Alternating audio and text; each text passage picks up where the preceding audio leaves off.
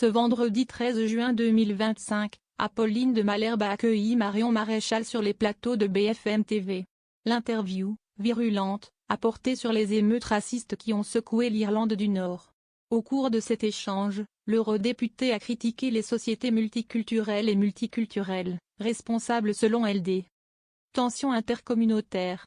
Les jeunes, principalement issus de l'immigration non européenne, profitent de chaque occasion, qu'il s'agisse d'un festival ou non, pour vandaliser, menacer et attaquer, a dénoncé celle qui avait soutenu Éric Zemmour lors de la précédente élection présidentielle.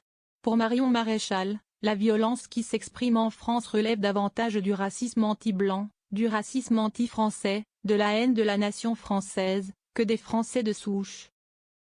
La déclaration de la députée pose la question d'Apolline de Malherbe. Qu'est-ce que les Français de souche?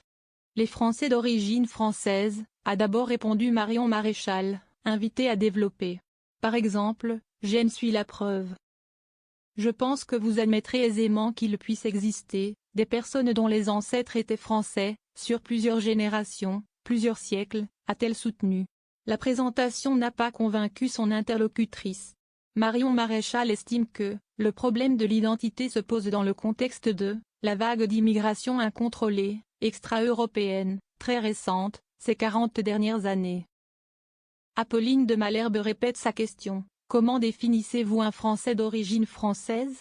Le ton monte alors d'un cran. Madame de Malherbe, je trouve extraordinaire qu'en France on ne puisse pas dire que nous sommes Français d'origine française. S'offusque l'ancienne vice-présidente exécutive du parti Reconquête. Le journaliste rétorque aussitôt.